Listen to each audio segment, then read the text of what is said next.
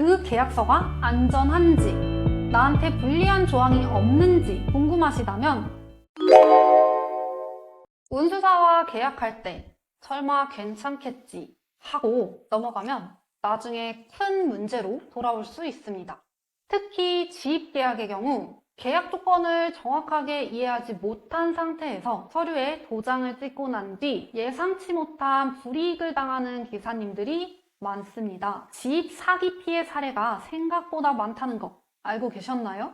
오늘은 계약서에서 꼭 확인하셔야 하는 주의사항과 지입 사기를 피할 수 있는 방법에 대해 알려드리겠습니다. 첫 번째로 확인해야 할 것은 운수사가 합법적으로 등록된 회사인지입니다. 운수회사라면 꼭 있어야 하는 운송사업 허가증, 많이 들어보셨을 원청사, 이 원청사가 되기 위해 꼭 필요한 주선사업 허가증, 이 두 가지 허가증이 있는지 반드시 확인해 주셔야 합니다. 정식으로 등록되지 않은 운수사와 계약을 하게 되는 경우 문제 발생 시 법적인 보호를 받기 어려울 수 있습니다. 두 번째, 근무 조건입니다. 내가 앞으로 일을 해서 돈을 벌어야 하는 나의 근무지인데 조건이 맞지 않는다면 일도 하기 싫고 너무나도 힘들겠죠. 출근지, 근무지, 휴무일 등 명확한 일자리인지 직접 센터에 방문하여 눈으로 확인하시고 현 근무자들의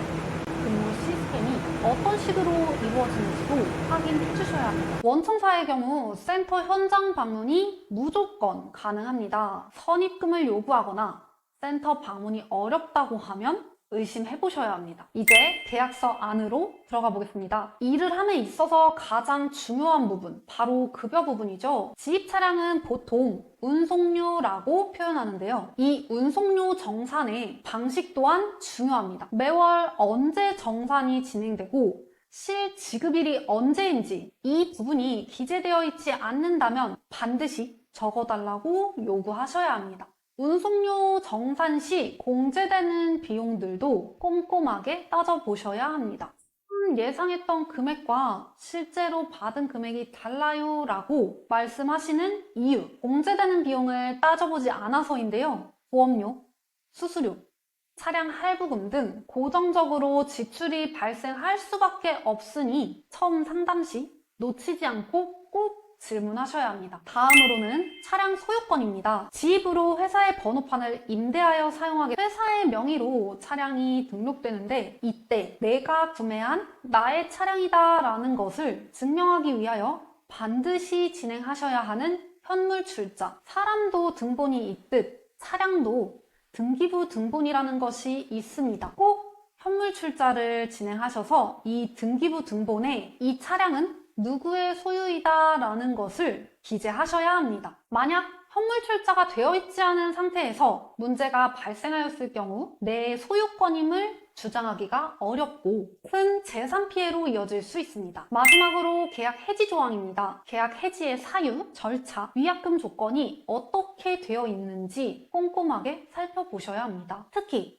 차량을 강제로 매입하게 한다든지 인수인계 책임기간은 어느 정도인지 등 확인해야 하는 부분들을 전부 확인하시고 이해하신 다음 서명해 주셔야 합니다. 구두로 약속한 내용은 효력이 없습니다. 반드시 문서로 남겨주셔야 합니다. 계약은 단순히 종이에 도장 찍는 것이 아닙니다. 그 계약 한 장이 기사님들의 미래를 결정하고 가족의 삶을 지켜주는 약속이 됩니다.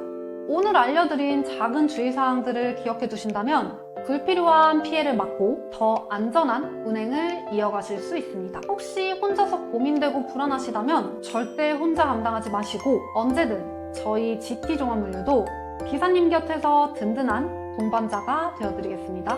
특히 이번 영상을 준비하면서 어떻게 도움드릴 수 있을지 고민하던 중 작은 이벤트를 준비하였습니다. 저희와 계약을 하지 않으셔도 됩니다. 다른 운수회사와 계약을 앞두고 있는데 그 계약서가 안전한지, 나한테 불리한 조항이 없는지 궁금하시다면 검토를 진행해드리려고 합니다. 계약서 검토가 필요하시다면 얼마든지 문의 주시면 안전한 선택을 하실 수 있도록 검토 도와드리겠습니다. 여러분의 선택이 곧 여러분의 삶을 지킵니다. 오늘의 작은 주의가 내일의 큰 안전이 되길 바랍니다. 함께라서 든든한 길